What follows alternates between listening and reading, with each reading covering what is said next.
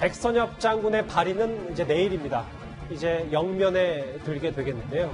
6.25의 영웅이다, 아니다, 친일 논란이 있다. 여전히 갑론을박이 있지만 많은 시민들이 추모 행렬 이어지고 있습니다. 엄마가 여기 왔다 하면 우리 아이도 조금 더 역사에 대해서 제대로 알지 않을까 하는 마음으로 나왔습니다. 전쟁에서 그 공헌을 하셨던 장군이기 때문에 당연히 현충원에 들어가는 마땅하다 생각합니다. 최진봉 교수님, 예. 앞서 저희가 제목에도 짚어봤는데 백장군이 입는 수의는 그냥 일반 보통 수의가 아니라 6.25 당시 전투복을 입고 영면에 들 예정인 것 같습니다. 그렇습니다. 뭐 본인이 그때 당시 입었던 건 아니고요. 그 당시에는요, 우리가 군복이 없었어요. 군인들이 군복이 없어가지고 국군이 미군에서 군복을 주면 그걸 입고 전투를 했거든요. 그러니까 백장군이 아마 그 당시에 전투를 하면서 입었던 그 모습을 아마 이제 다시 기억하기 위해서 1944년도에 미국 전투복을 직접 가족이 구매를 해서 그걸 이제 마지막 수의로 입고 이제 영면에 드시는데, 그만큼 백장군이 우리나라를 위해서 싸웠던 6.25의 그 전투, 이걸 기리기도 하고 또 그 어떤 그 충성스럽게 나라를 위해서 싸우신 부분을 기억하려는 의도가 담겨져 있는 그런 수의가 아닌가, 이렇게 생각이 됩니다. 예.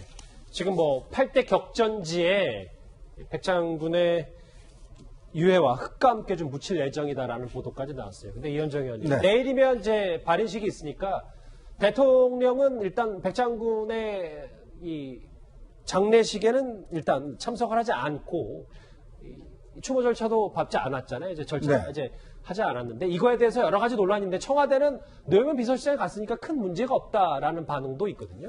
지금 조문이 문제가 아니고요. 사실은 우리 어떤 면에서 국가가 훈장을 주면서, 최고 훈장을 주면서 했던 전쟁 영웅입니다. 자, 미국 정부가 백악관이 공식적으로 성명을 발표를 했지 않습니까? 즉 대한민국의 민주자유국가가 된 데는 백선엽 장군의 기여가 컸다는 것이 미국 정부의 공식 입장을 내걸었고, 미군들이 왜 전부 다 처음에 한국에 오면 백선엽 장군한테 이야기를 하겠습니까? 1950년 6.25 전쟁이 일어날 때는요, 우리나라는 정말 나라가 아니었습니다. 북한군들은 탱크가 100대가 넘게 있었는데 우리는 한 대도 없었어요. 자, 정말 군복도 없었습니다. 바로 그러한 상황에서 어떤 면에서 보면 저 전투에서 나라를 지킨 분 아니겠습니까? 이 국가의 영웅입니다. 국가의 영웅을 국군 통수권자가 어떻게 보내야 되겠습니까? 자, 미국이나 여러 나라 사례를 보면 정말 국가의 영웅들에 대해서 대통령들이 예우를 갖춘 모습 우리가 봤지 않습니까? 예. 자, 그렇다면 지금 민주당과 청와대가 아무런 입장을 내고 있지 않아요. 좋습니다. 공과 가를 함께 평가하면 돼요.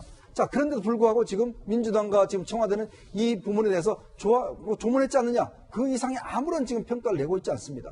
왜 어떤 면에서 국가 영웅이 저렇게 영면하는데 왜 청와대는 입장이 없죠? 더군다나 대통령이 이 문제에 대해서 왜 한마디도 없는 거죠? 자, 그렇다면 앞으로 누가 국가를 위해서 헌신하겠습니까? 저는 그러면서 본다면 대통령의 마지막 순간이라도 이 영웅에 대해서 보내는 한마디의 정말 따뜻한 말, 저는 필요하다고 봅니다. 대통령의 조문을 요구하는 여러 가지 목소리 여전히 이제 갑론을박이 좀 뜨겁고, 백장군은 내일 6.25 때 입었던 전투복과 같은 모양의 수의를 입고 영원히 잠들게 됩니다. 관련 소식 여기서 정리하고요. 뉴스탑10 이제 마지막 주제가 기다리고 있습니다.